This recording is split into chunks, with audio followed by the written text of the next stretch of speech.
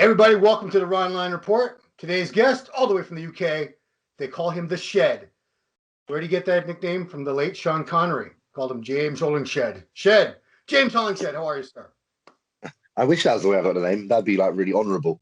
Yeah, you can say that. What was the actual? You told me, but I already forgot. How'd you get that name?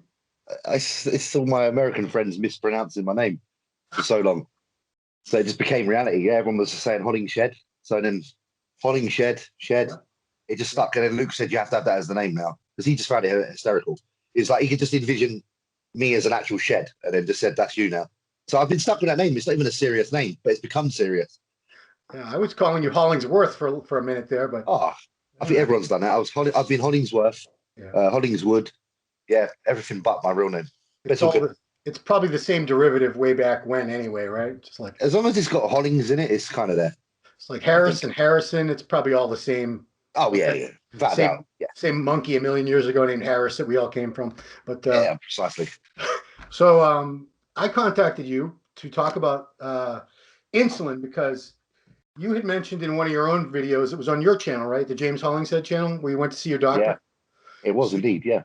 So you were talking to your doctor, and briefly, can you summarize what that conversation was like? The doctor was asking you if you used insulin, and you said no. And where did it go from there? So let's just go back. So obviously, I go to my doctors to get my blood work done. Yeah. A couple of times a year just to make sure everything's okay. So first thing I want to say is actually because people like some people's response to the videos, oh, your blood pressure was high. And I'm like, no shit, Sherlock. I've gone to the doctors to check that how I am so I know what to do going forward.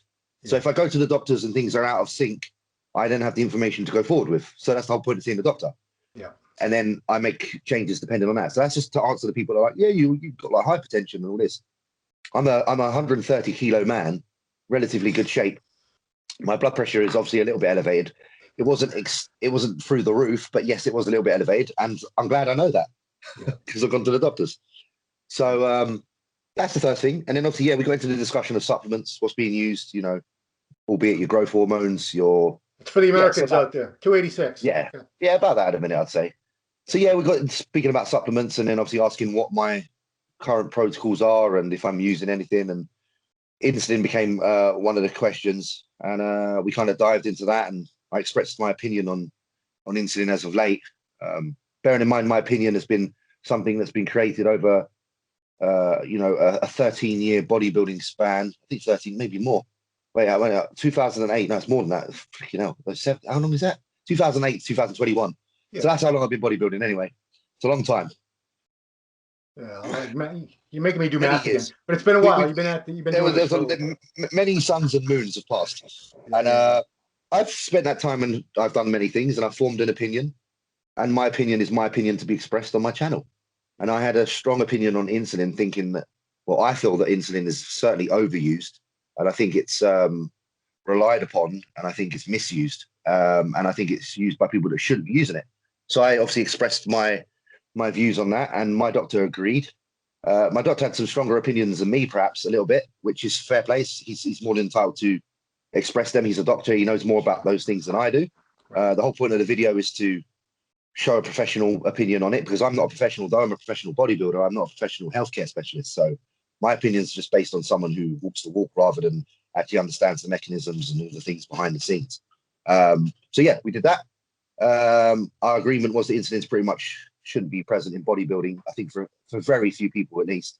And again, my opinion on insulin has changed over the years because my use has dramatically changed because I did used to use it more than I do now. And Patrick was Patrick's pretty anti himself. Wow. There is a time and a place. There's a time and a place, but it's very minimal. But I'm happy to kind of go into that. So that's where we're at. Yeah. Well, let's go back. Just give a little background. When did you started bodybuilding? When did you become aware that insulin was being used, and when did you start thinking maybe I need to start using this?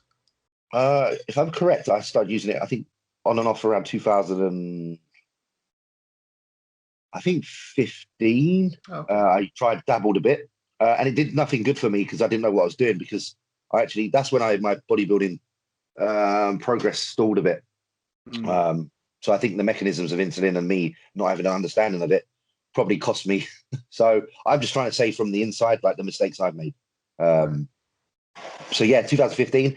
And it's been used thereafter, on and off. There was some moments when I used it more with certain coaches than others.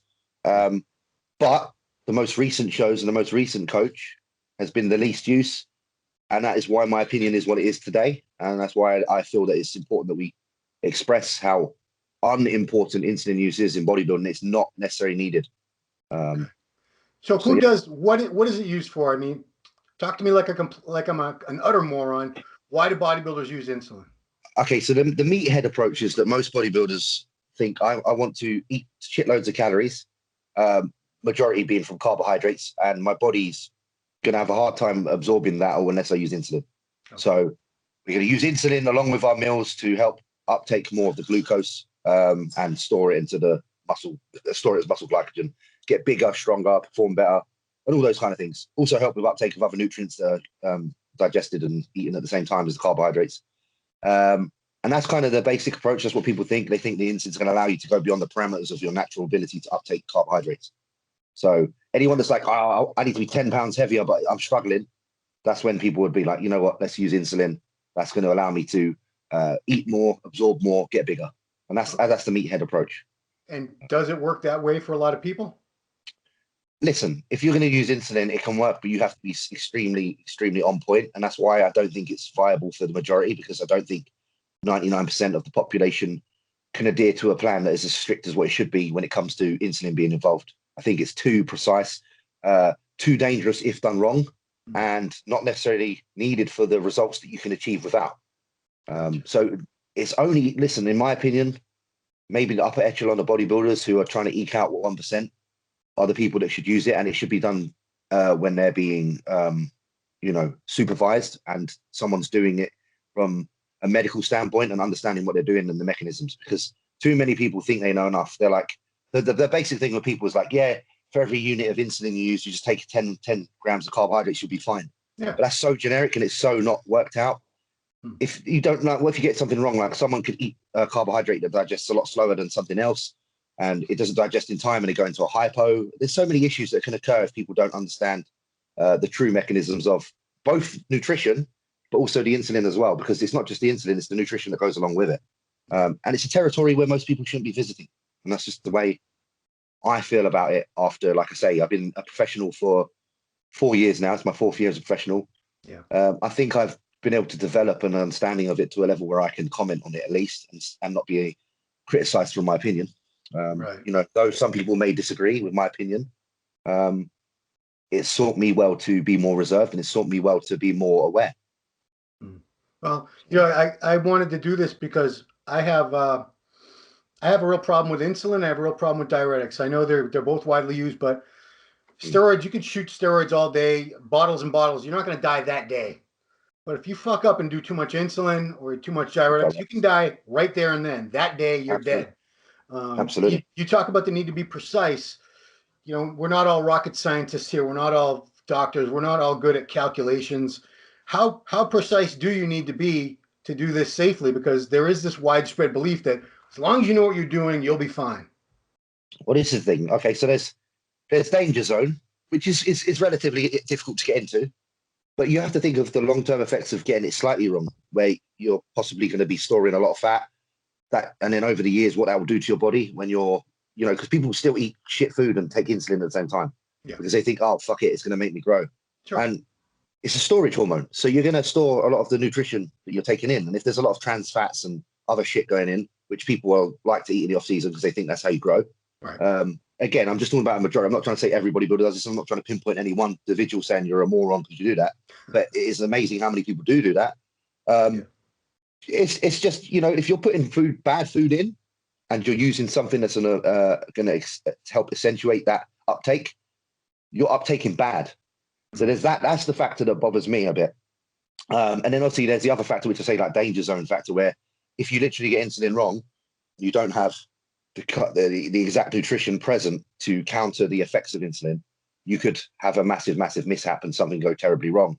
Let's say you've taken your insulin, I don't know, maybe after training, and you're trying to, you're going to drink a carb drink. What if you're caught off guard and you're nowhere near a shop and you haven't got anything on you and you forgot to pack your post-workout shake, and you haven't got the carbohydrates? Your body's going to go into a hypoglycemic state.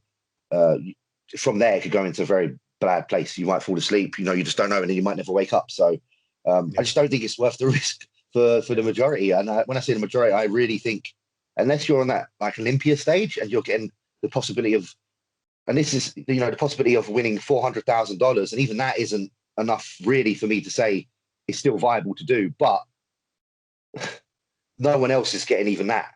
So consider what you're doing and why you're doing it. I really just think it's too out there on the streets for the bottom level people. There's people that use insulin that haven't even taken steroids yet.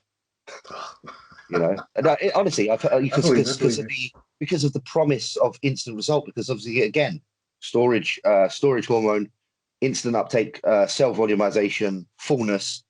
People see those things happen quick, and then they think they get convinced that that's muscle. They get convinced that's quality. And what you'll notice with the people that use the insulin heavily is that when the insulin's taken away from their physique changes back. It almost reverts back to that unsaturated look. Wow.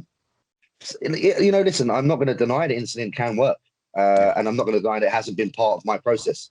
But there's numbers, there's amounts, there's times, and there's guidance, and all those things matter.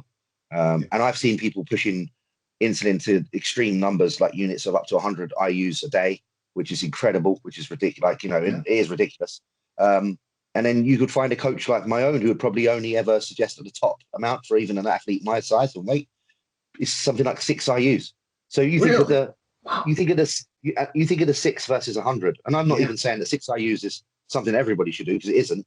That's top level Olympia qualifying bodybuilders who are just trying to get their calories up and eke out the last 1% of what it takes to be, in that top 10 in the world. Wow. Wow. So it's, Yeah, I mean, you go back to what you said about there have been a couple bodybuilders, pros. I won't name them. One's actually passed away. They were driving home from the workout, crashed their car. One of them was seriously injured, was out of training for many, many months. The other one unfortunately died right then and there. This has just been the past few years, and nobody came out and said it, but we're all thinking he probably didn't have enough carbs. He probably went hypo from his insulin after the workout and fell right asleep behind the wheel. Again, it's like, it's not necessarily what the insulin does to you as a direct effect. It's like what can happen when you're under that influence of hypoglycemia.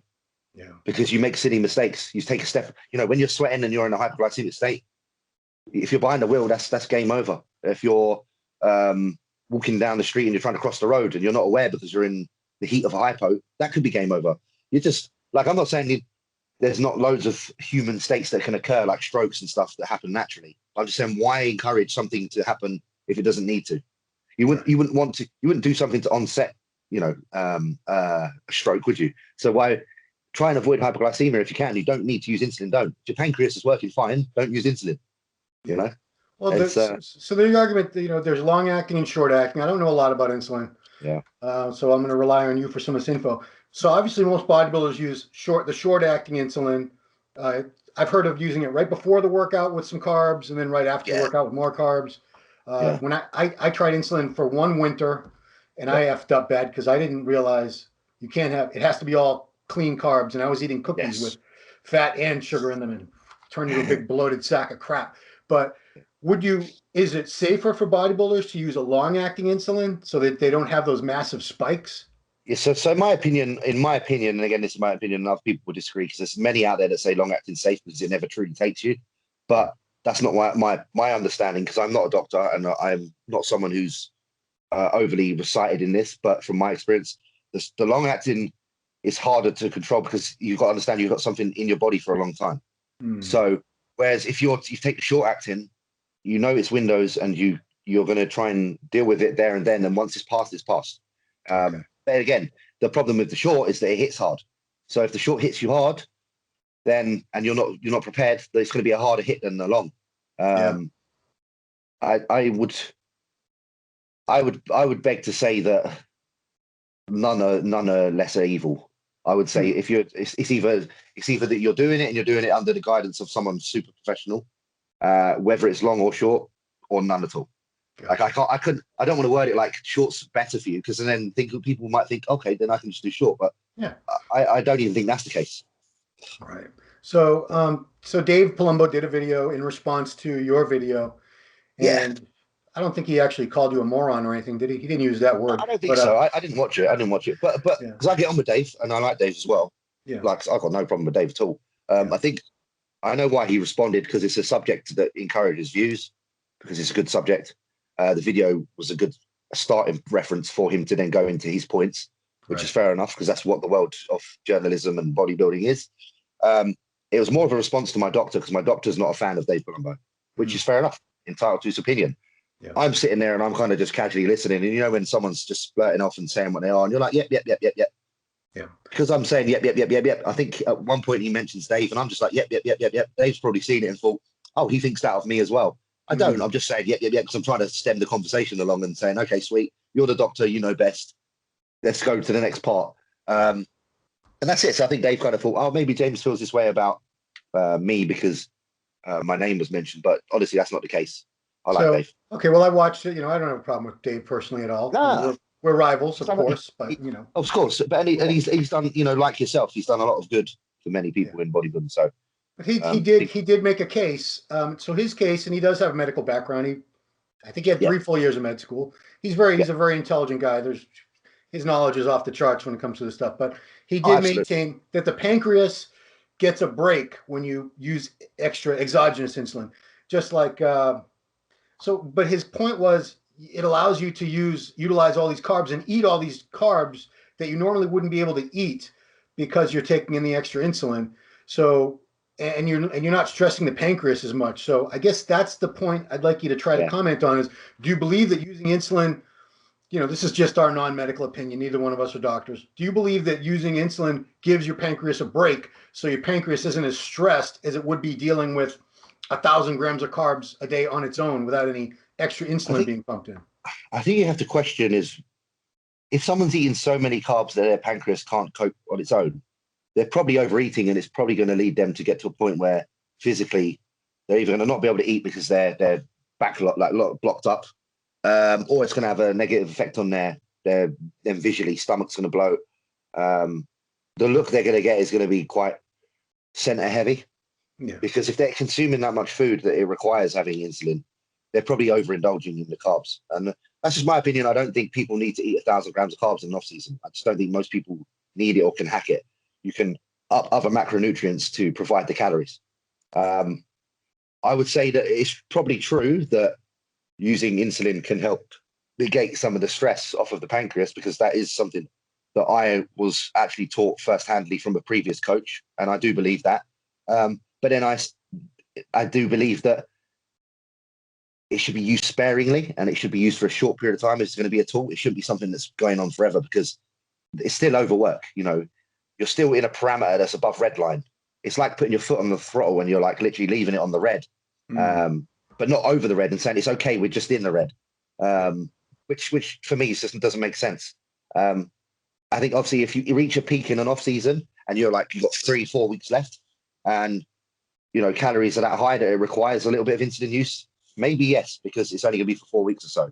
But if it becomes something that's a supplement you use daily and every day for the rest of your career, then I think there's going to be some long-term effects on that as well, because there's never anything endogenous has a side effect on the body, regardless or not. So if you're using endogenous hormones such as insulin constantly, there's going to be some sort of negative effect down the line. And that's why things need to be used sparingly and smartly. Again, I can't challenge Dave on this as from a medical standpoint, because he does know a lot. I just can know what my body's done when I've used insulin and for certain periods of time, how it responds. Because insulin, believe it or not, if you use it for too long, the insulin doses don't do what they used to do from the beginning. Insulin tends to lose its its strength, like other drugs. So it's almost like you've got like receptors going on, like they're getting blocked. Even though I don't think that's technically the case with insulin, I don't think that can happen. There still seems to be an issue with long-term insulin use, meaning you have to use more and more and more, which you don't want for anybody. You don't want anybody to have to, down the line, take more drugs in order to do the same as what they did. And that's another issue that I find with insulin, is that the doses for most people start relatively low, and because they don't decide to cycle it or have breaks, that it's just progressive, and it becomes so progressive that it gets to a point where it's really, their body's probably like really reliant on the insulin use, because they're pushing like I said, 50 plus units a day, and if they were to take that insulin out, number one, the body's probably going to have a bit of a hard time digesting the food, but number two, physically they're going to deflate, and it's going to affect them mentally because of the glycogen uptake isn't going to be as good. So there's the psychological effects of insulin and how it makes you look, and there's also the physiological effects of what it's actually doing. Listen, anabolics do the same, but it's not to the degree. It's not like a switch. Anabolics have to be used for a period of time, but they're not as harsh on the body. Therefore, they don't have that instant drop-off effect. You can come off a cycle and still have 4 or 5 weeks of good training. You pull someone off insulin, you'll literally know in about 3 days. So there's all these things to consider. Yeah. I mean, do you know the answer to this question? Obviously, when you're on anabolics long enough, I've been on them long enough. I permanently shut down my body's ability to make sufficient testosterone, so I have to take it exogenously. Would the same thing, to your knowledge, happen with insulin? If you took insulin every day, 50 units, would there be a point where your body would just never be able to make its own insulin? I can't say. Yeah, I don't have the answer to that, and it's interesting because I think I did raise that question to Ant Bales once, who's actually a diabetic. I can't remember if I ever got the answer, but I am as interested as you to know. I'm certainly as interested as you to know. I've in my mind, I've heard most people saying it won't do that, but I would love to hear opinions under the video, maybe under here, when this is posted, from some actual people that actually know what the effects are of long-term use of insulin at a high dose.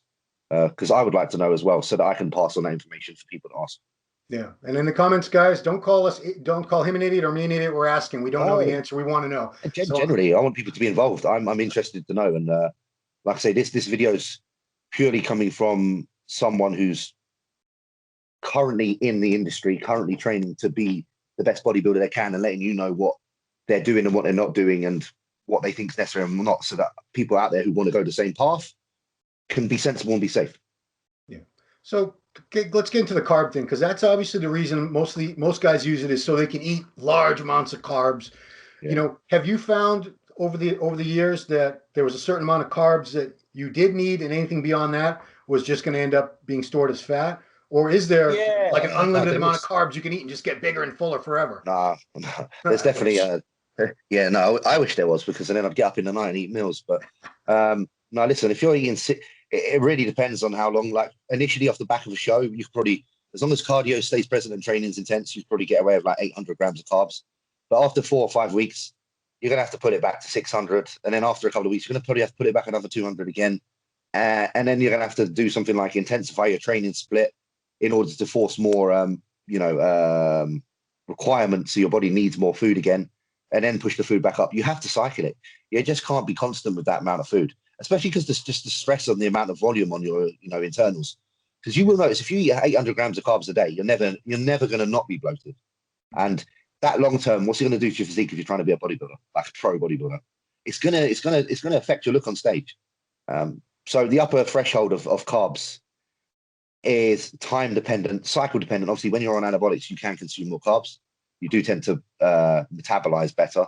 Right. Obviously, it depends how hard you train, because the harder you train, the more you get through the carbohydrates. And it depends how big you are already. Like if you're a really big guy, your body's more metabolic than the smaller guy, you're going to require more carbohydrates. So it's very individual, very independent. But I certainly wouldn't say to anyone, whatever your upper kind of tier of your upper amount of carbohydrates pushed, do that for more than 6 weeks and you'll start noticing negative effects on your image, because body fat will start to store. Yeah, because this is sort of related, but Greg Doucette did a response video. I believe it was Fuad, you, and Ian were the three that it was response to. And he was talking about how many calories excess, how much of a caloric surplus you actually need to grow. He maintained it wasn't very much, which echoes, I don't know if you remember, the late Mike Mentzer. He came up with some crazy figure like you only needed an extra 300 calories a day or something. But anyway, Greg's point was that you three believed the threshold or the requirement was much, much higher to be in a caloric surplus to grow than he did. So where do you stand on that? I mean, say your basal metabolic rate, you require, I'm just going to use a real even number, 5,000 calories. So if you eat 6,000 calories a day, wouldn't theoretically that be enough to grow on? Oh, definitely. But in Greg's eyes, so would 5,300. Oh, so that's what he would suggest. So, yeah, he would, and both would make you grow. Both would, because they're both a surplus. It's now just depending on the person's body's ability to then partition the remaining nutrients and what the body does with it, whether it's able to like burn it as energy, use it as energy, or if it stores it. So it's very individual.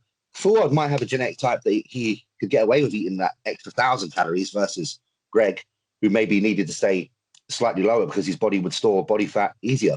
Because we are all different. And I know people like it's calories in, calories out. Yes, it is. But there are so many things that happen, actions that happen in the day that could cause someone's body to do different things than the next man. You know, depending on the type of food you eat, you can eat the same amount of carbs. But if you eat a sugary diet versus someone who eats a complex carb diet, your insulin, blood sugar is going to be spiked through the roof, and your body's going to do different things with that same amount of food. So even if you're both on 500 grams of carbs a day, you're going to have something different than he has.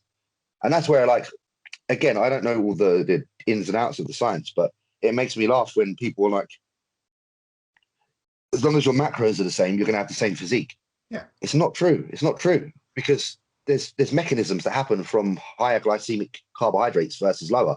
And as we know, when you're in if you're eating high glycemic foods that cause the pancreas to, you know, really pump out the insulin quick, the likelihood of storing other nutrients is more present, which usually is fat.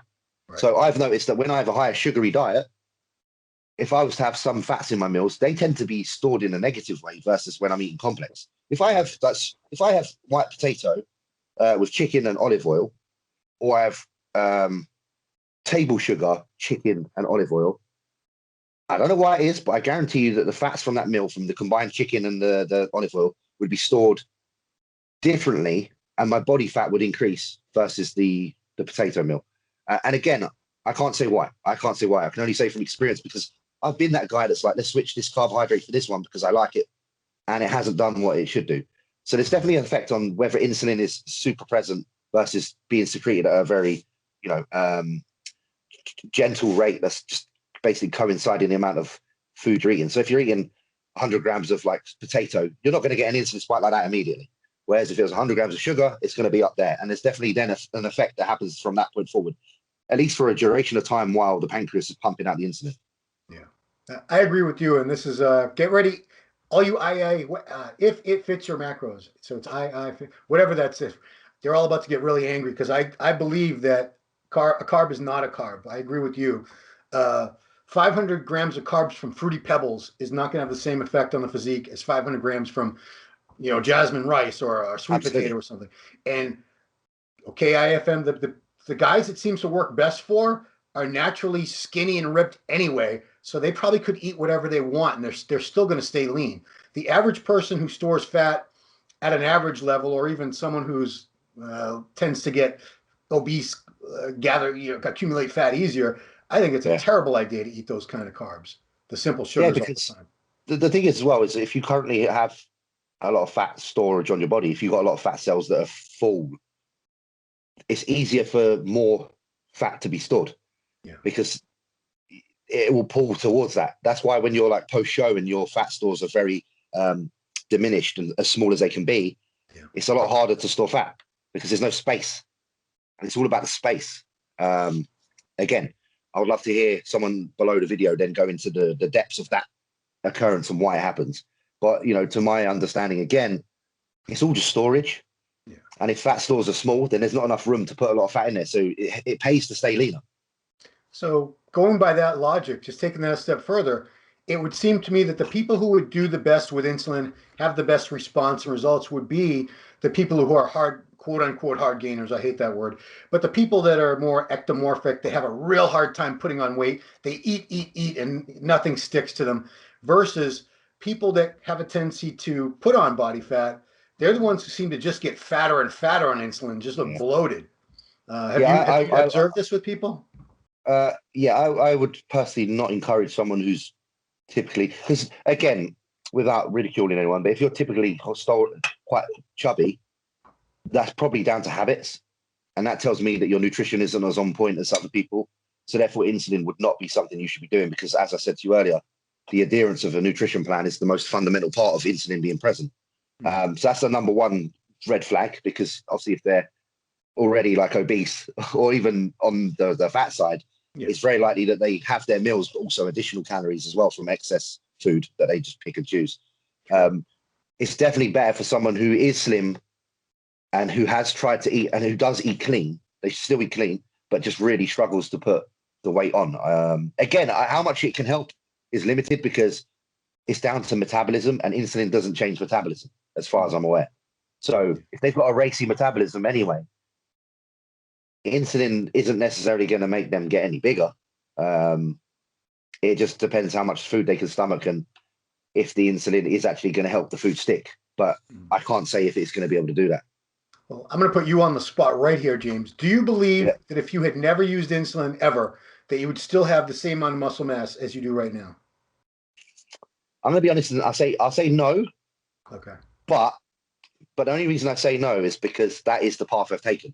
I did take that path, so I can't comment otherwise. But if I didn't, and I had a good coach, like say someone like Patrick early on, and I said I don't want to go that route, then I'm sure there would have been a way to get here. It's just that, to my knowledge, it'd be silly of me to say that I would have this muscle, because there were certainly off seasons where I used it, which allowed me to again consume good amounts of food and put it where I needed it. But like I say, it's really funny because my stage weight last year was my heaviest stage weight, and that was without insulin. So, and previous shows before that I was using insulin. So you just got to make up your own mind on this matter. There is no black and white, and we're super entitled to our opinion, as is others if it's different. But I had my best competitive year with no insulin present in the diet at all. Now you won two shows. Two pro shows. Two shows. And qualified for two different Olympias. Exactly. So I can only, again, like I say, I'm not here to try and shut anyone's opinion down. I'm just here to raise an opinion of my own from my own experience. Right. So, people believe that people use it because they think they have to. They believe you can't just use steroids. Everyone believes now you have to use these three things or else. Steroids, growth hormone, insulin. If you're not using all three, you're limited and you're not going to get the results. Your physique's never going to be as good as it should be. I have spoken to somebody. It seems like everyone uses GH. I can't seem to find anyone that doesn't use GH. But I have spoken to a few guys who just don't want anything to do with insulin anymore. They didn't think it did anything good for them in terms of improving. Like even Dorian said when he tried it. This is years ago, obviously. He got fuller, but he believed it took away from the detail and the dryness, the crispness. I think it does. That's another thing I believe. I truly believe that when insulin's present in someone's pre-contest prep, it hurts detail, and I think that's why my details aren't overly as good as they probably should be, because I think the year or two that I was using insulin maybe hurt my physique a touch. Because I used to have better separation when I was smaller in certain areas. So I would agree. I think there is certainly a look that comes with the insulin. I think that my body's not past it. I think I can work on the detail. I think it just needs a good time and good stress and good kind of manipulation by physical hands, like actual therapy. But there's certainly a look that comes where you have this sub-Q kind of retention, much more hazy look to your physique, where it doesn't quite look as hard and dry. And that can hurt. That can hurt someone on stage a lot. Yeah. Because when I talk to a lot of the old timers, but the guys from the 90s, early 2000s, and that's what they always say. I said, why do you think we don't see detail? Of course, there's always a couple guys in phenomenal shape. The guy who wins the show usually, but we don't see across the board the real crisp, clean muscle separation, the striations, everything crisp and clear like we used to. And I asked them why, and every one of them says insulin. These guys now, they're all loaded up on insulin. They want to be big and full and bloofy, and they don't have that real tight, carved out looking. Yeah. Again, I think it's like, even if someone's using a lower amount of insulin, but they're just using it for a long time, I think it just prevents you from losing some of the body fat that you're meant to lose. Maybe you kind of got this, like, you have this fat that you kind of store, like, not intramuscular, but like between the separation. Yeah. And that fat's like the last place to go. And I feel like when you're using insulin, it holds on to that. Doesn't let that fat quite get down to as low as it should. And I think that's why, if you were to do a prep with one individual and have him use insulin on one and one on the other, he might be a few pounds heavier and fuller on, like you say, the prep with the insulin. But I think overall quality and detail would be more apparent on the latter. And that's what I would encourage. I would encourage any friends of mine, even pro bodybuilders, that perhaps have fallen into it is a bit of a trap where you feel like insulin has to be present. Maybe try a prep or a mock prep without and just see how you look.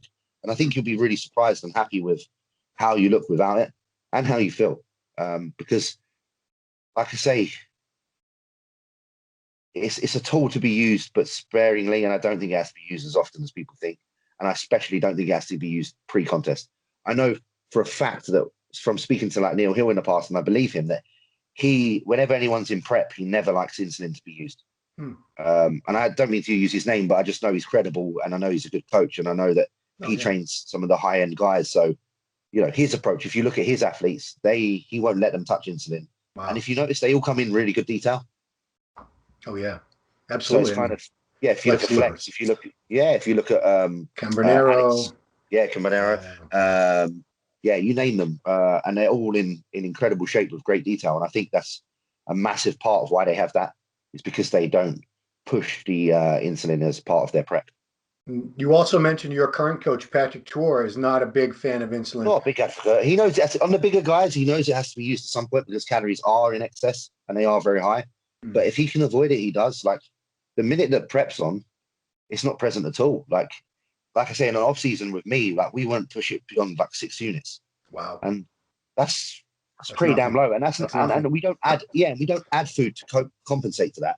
That's just like to help with existing food. We're not like, oh, we've got 6 units. That means we can add another 60 carbs. Let's just push it.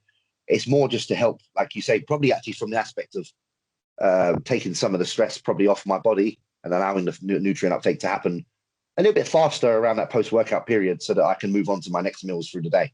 Because obviously there's a lot of meals to fit in. And the other thing with insulin is obviously it will help with uptake in terms of how long it takes. So obviously if it's present, the nutrition you've digested is likely to be uptaken a bit quicker so you can move on with your meals over the day. So that's probably more why we do it. I can't say that's why he does, and it'd be good to get Patrick on at some point and then maybe ask him that question specifically, why he advises the small amounts he does. Yeah, because I think it's definitely best to hear straight from the horse's mouth. Absolutely. So the last question I got for you is, when you say you didn't use insulin in your preps, do you have people that say, you're such a liar, you're so full of shit, there's no way you didn't use insulin, because everyone uses insulin? Yeah, no, I get it because I'm quite dense. Like my physique's quite dense and sometimes quite round. Yeah. And obviously when you're like kind of got that look, they assume it's all insulin, because especially being a Caucasian fella, when you're Caucasian and you're round, it's because it's not something that you often see. Like physiques like Justin Compton's and that didn't come around very often. Right. So typically people will think, oh, he must be using insulin because the muscle bellies aren't meant to be like that. But really, it's the same reason that a good black guy's got good muscle bellies. They're trained. No. You just train hard and you make your muscles bigger, because if your muscles get bigger, they get rounder. Well, so, I mean, that real round look is a genetic thing. There's not many. Oh guys. Yeah, like listen, has anyone had this? Yeah, like has anyone as round as Phil? Is anyone as round as Justin Compton was? Is anyone as round as Rody Winkler? Like it doesn't. Yeah, it doesn't. It doesn't happen. That's a genetic trait. So to assume it's a drug is, it's a little bit crazy, because the genetic lottery is so wide. When you think of everything that can be different between individuals, height, width, bone structure, hair color, eyes, of course some people can have round muscle bellies. Right. Yeah. Not many though, unfortunately. No, which is lucky for people to do, because in bodybuilding it's obviously a little bit of a standout feature. So. Oh, I mean, everyone wishes they had those round muscle bellies, but good luck. Certainly do. Yeah, and guys, you could pump all the insulin in the world, it ain't going to make your muscle bellies rounder. It's not. It's going to make you. It's going to fill up the existing muscle. So if you're square, you're going to be a big square. Yeah. If you're a triangle, you're going to be a big triangle. Triangle. Hopefully it's this. Hopefully it's the wide part on top, not the other way. You're screwed. But okay. Well, James, this has been an excellent bro science conversation, I think. Yeah.